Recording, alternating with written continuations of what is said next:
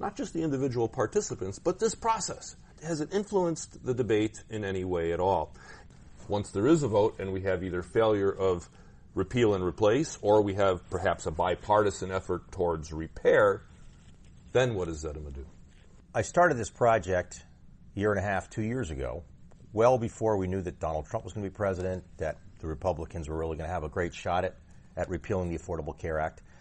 And Zetema will persist after this is resolved in Congress one way or another, because there's many, many other issues to cover. And I don't believe for a minute that regardless of what happens with these repeal efforts, we will solve the health care problem. There's many, many other things to consider and to work on. So, for example, the Republican bill does pretty much nothing about drug prices. Right? That's interesting to people. Even bigger, neither the Affordable Care Act nor the Republican efforts are doing much of anything to address the underlying cost of health care, which continues to go up much faster than inflation, and which will undermine any attempts by Republicans or Democrats to pay for things if they're too expensive. So we'll have plenty more to talk about. Well, certainly if we increase the number of folks who are insured and they have access to the system, and we don't increase the capacity of the system, supply and demand do come into play. And you can have ploys and you can have ways around it. But it is sort of like gravity. It's the law, supply and demand, and we have to do something about the delivery system. We don't talk about that, though. My theory is we don't talk about it because people don't know about the delivery system and what to do, and to learn about it is hard. They'd rather talk about financing and insurance and economics, things that they inherently understand. Is that a jaundiced viewpoint, Mark?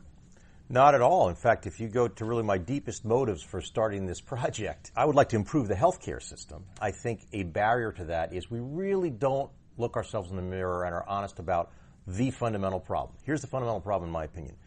We collectively, as Americans, want to consume more healthcare than we collectively want to pay for. We very studiously try not to talk about both those ideas in the same sentence. We have all kinds of reasons we need more care, and we've got all kinds of reasons we don't want to spend as much money.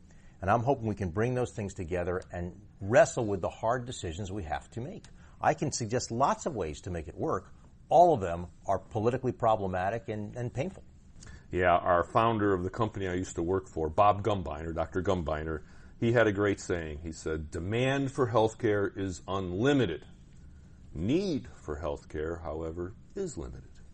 And the trick is, how do you get people to realize what they need is not unlimited? Mm-hmm. What can we expect to see next from you guys at Zetema? If I'm somebody and I'm either in healthcare or interested in healthcare, interested in the notion of dialogue, civil discourse, decisions based on knowledge and experience, how can I be engaged with Zetema and support the project?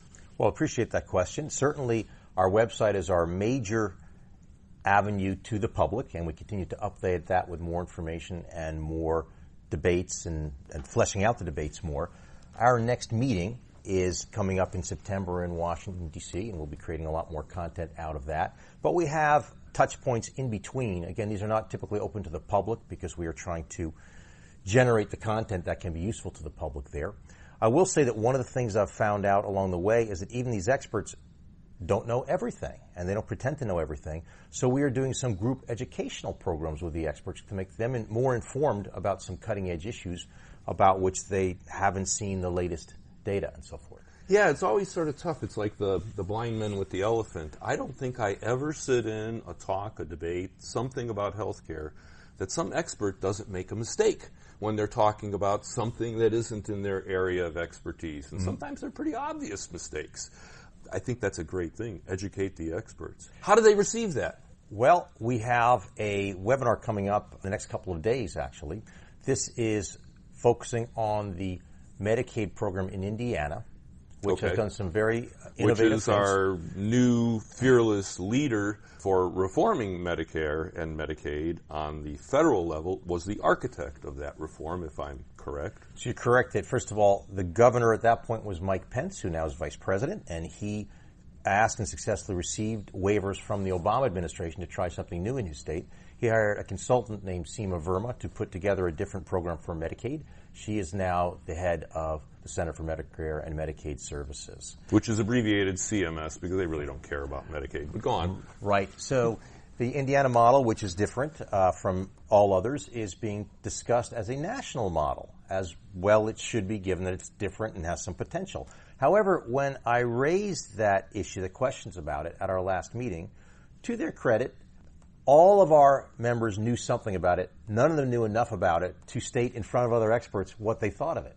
So we are having multiple experts presenting on this webinar to our Zetema group the details of the program. We've got some who are supportive of it, some who are critical of it. Our group is more than expert enough to ask tough questions, and I'm hopeful that after 90 minutes, we'll now have a whole new group of healthcare leaders who really have better informed opinions about that, and I don't think they'll all be the same opinion. It'll be interesting to see how they change, what the vector is from their preconceived notions, and giving them more information, will that change their underlying attitude or opinion toward the idea? Highly interesting. Well, I just want to thank you for letting me come on by. You're doing good work, Mark. I know that you're improving the dialogue, and it certainly can use some improvement. I appreciate that, Gene, and I guess the one other thing I would say to listeners, if they want to support the Zetema philosophy, is they can take a look at one of our debates or go talk to someone with whom they disagree with an open mind. I don't ask anybody to change their mind, but I would like people to open their minds, because we're going to have to come together in some ways as Americans, make some sorts of compromises. I hope they're well-informed ones if we're going to have a healthcare system that's more functional than the one we have today. It's a big journey, but the old saying is it starts with a single step. I challenge all my listeners, go out there over the next week, have a conversation with someone with whom you disagree, and make up your mind you're going to learn one thing from that person after you talk to them. You're not going to convince them of anything. You're going to learn something from them. Until we see you again next week, that's your task, folks. Until then, stay healthy, my friends.